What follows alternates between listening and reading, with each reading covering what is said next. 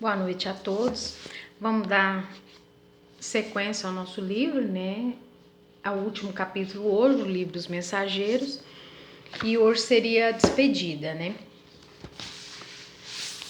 O capítulo 51, nas despedidas. Depois de outras atividades espirituais numerosas, findou a semana de serviço a que Aniceto nos admitira em sua companhia. Seguíramos o nobre instrutor através de tarefas variadas e complexas.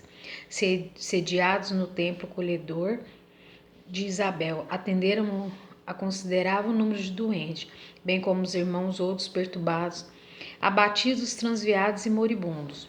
Nosso orientador tinha para todos os casos maravilhosos recursos de improvisão, sempre atencioso e otimista.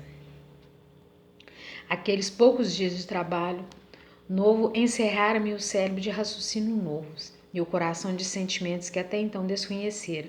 Então, assim, ele estava encerrando, né, os trabalhos, né, e, assim, aqui foi um livro, né, mas pelo que ele descreve, foram poucos dias, né, poucas semanas de estudos, né, e deu um livro, né.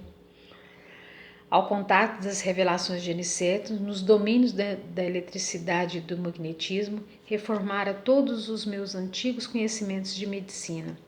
A ascendência mental do equilíbrio orgânico, as forças radioativas, o campo das bactérias, a visão mais ampla da matéria organizada, compelia minha nova conceituação científica da arte de curar os corpos enfermos. Alargara-se, sobretudo, em minha alma o entendimento acerca do divino, do médico divino que restabelece a saúde do espírito imortal. A claridade extensa que me felicitara agora o espírito fornecia muito largo conhecimento de Jesus.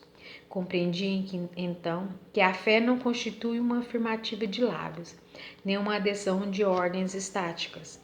Procurá-la-ei em vão na esfera sectária, nas disputas vulgares dos cultos exteriores, alteráveis todos os dias. Era, assim, uma fonte d'água viva, nascendo espontaneamente em minha alma. Traduzia-me em revivências profundas, aliado ao mais alto conceito de serviço e responsabilidade, diante das sublimes concessões do Eterno Pai. Encontrar um tesouro inacessível à destruição e um bem intransferível, por nascidos e consolidado em mim mesmo. Então, sim, aqueles ensinamentos para ele foi muito grandioso, porque ele, como médico na Terra, ele pôde ver no lado espiritual não somente a parte da medicina, mas também a parte espiritual ao lado da medicina. Ele fez aprofundar cada vez mais os conhecimentos dele no bem, né? Quando o instrutor nos convidou a regressar, senti-me positivamente neutro. Guardava a impressão de haver encontrado as notícias diretas do Senhor Jesus, mas descoberto o meu próprio mundo interior. Como poderia pagar os prestinosos anicetos semelhante capitalização de bens imortais? Havia terminado o serviço de oração na última reunião semanal da residência de Isidoro e Isabel.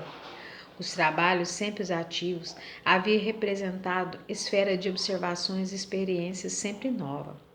Grande número de amigos de Aniceto acercaram-se do instrutor, ansiosos por partilharem a luz da conversação de despedidas.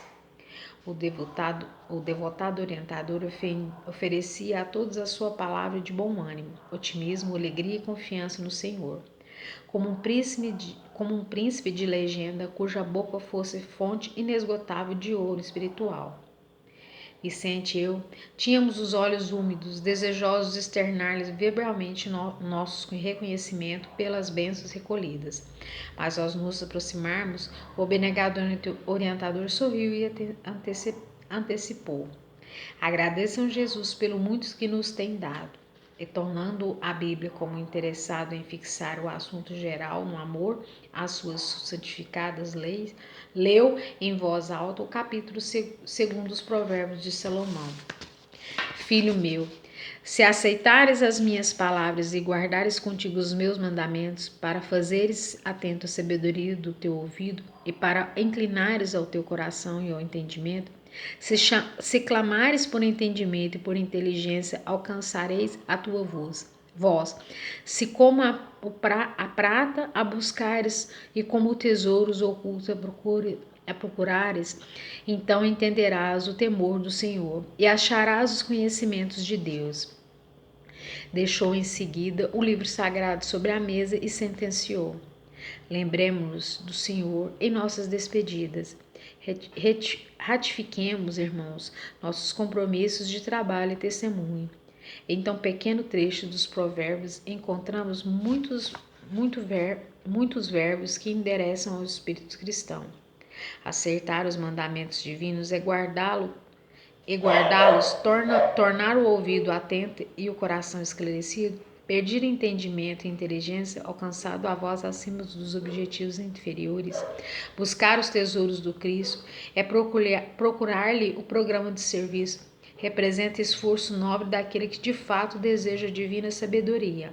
Não esqueçamos desses deveres. Então, assim, aquele que procura trabalhar no bem, para fazer o bem, e pede, né, e que igual eles ali estavam trabalhando e querendo aprender cada vez mais, sempre vai ter a oportunidade, né?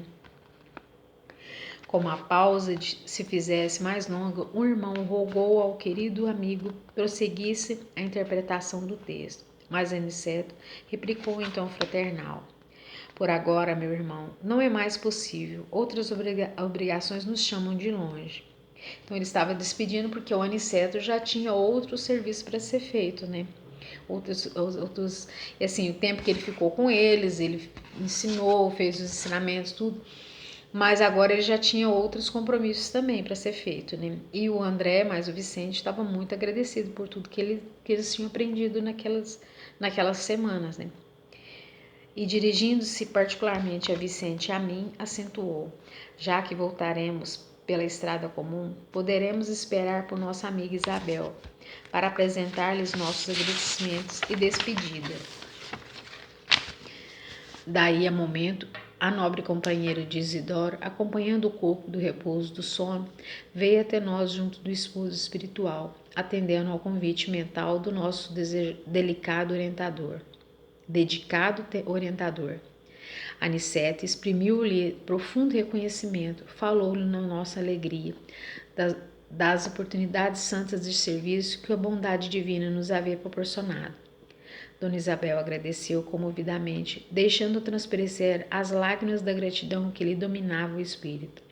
Nobre Aniceto, disse enxugando os olhos, se for possível, voltai sempre ao nosso modesto lar. Ensinai-me a paciência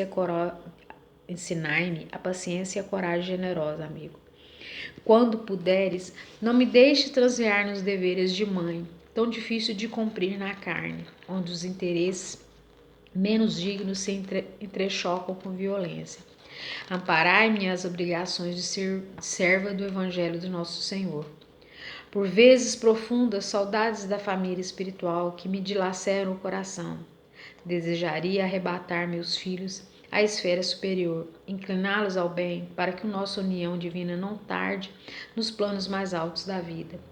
E essa saudade de nosso lar me pungem a alma, ameaçando por vezes minha tarefa humilde na terra. Nobre Aniceto, não vos esqueçais dessa amiga pobre e imperfeita. Sei que Isidoro me segue passo a passo, mas ele e eu precisamos de amigos fortes na fé, como vós, que nos reavivem o bom ânimo na jornada dos deveres cristãos. A irmã Isabela não pôde continuar, porque o pranto lhe embargava a voz. Aniceto, de olhos brilhantes e serenos, enlaçou-a como pai e falou brandamente: Isabel, segue em teus testemunhos e não temas. Estaremos contigo agora e sempre.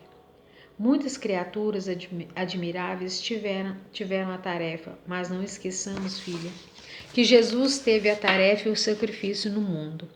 Não nos faltará, no caminho redentor, o termo cuidado da guia vigilante.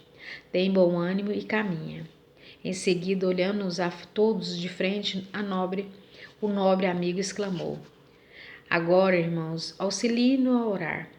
Auxiliem-ne a orar. E conservando Isabel e Isidoro unidos ao seu coração, Aniceto fixou os olhos no alto e falou com sublime beleza. Senhor, ensina-nos a receber as bênçãos do serviço. Ainda não sabemos, amado Senhor Jesus, compreender a extensão do trabalho que nos confiastes. Permita, Senhor, possamos formar em nossa alma a convicção de que a obra do mundo te pertence, a fim de que a vaidade não se insinua em nossos corações com as aparências do bem.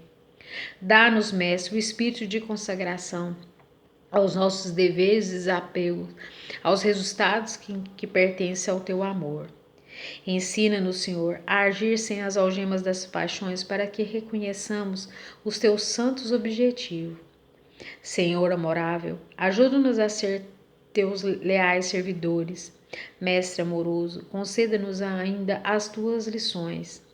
Jesus, juiz reto, conduze-nos ao caminho direito. Médico sublime, restaure-nos a saúde. Pastor compassivo, guia-nos à frente das águas vivas. Engenheiro sábio, dá-nos o teu roteiro. Administrador generoso, inspira-nos a tarefa. Semeador do bem, ensina-nos a cultivar o caminho de nossas almas. Carpinteiro divino, auxilia-nos a construir nossa casa eterna. Oleiro cuidadoso, dirige-nos o vaso do coração. Amigo desvelado, ser indulgente ainda para com as vossas fraquezas. Príncipe da paz, compadece de nosso espírito frágil. Abre nossos olhos e mostra-nos a estrada do teu reino. Aniceto calou-se comovido, de olhos úmidos, contendo ao custo as lágrimas do meu reconhecimento, incorporei-me à nobre caravana que seguira conosco de regresso ao nosso lar. Então, sim, esse livro é muito bonito, né? Os ensinamentos são muito bons, né? Que é um livro que se futuramente a gente precisar lê-lo de novo, porque são os ensinamentos muito ricos, né? Até assim, e eu não sei se a gente vai continuar, me parece que a gente não vai continuar lendo por enquanto, porque conversando com aquele, que aquele até chegou a conversar com a Fernanda, como assim, tá ficando, vai deixar para quando voltaram os estudos presencial que a gente volte às obras do André Luiz, que a gente finalizou, né, o livro dos mensageiros, e quando a gente voltar presencial, que puder ter uma reunião mais estendida, porque no momento a gente, mesmo que volte presencial, não vai poder ser longa, né, e a gente retornará às obras do André Luiz. Obrigada a todos e vou dar espaço agora para quem quiser comentar.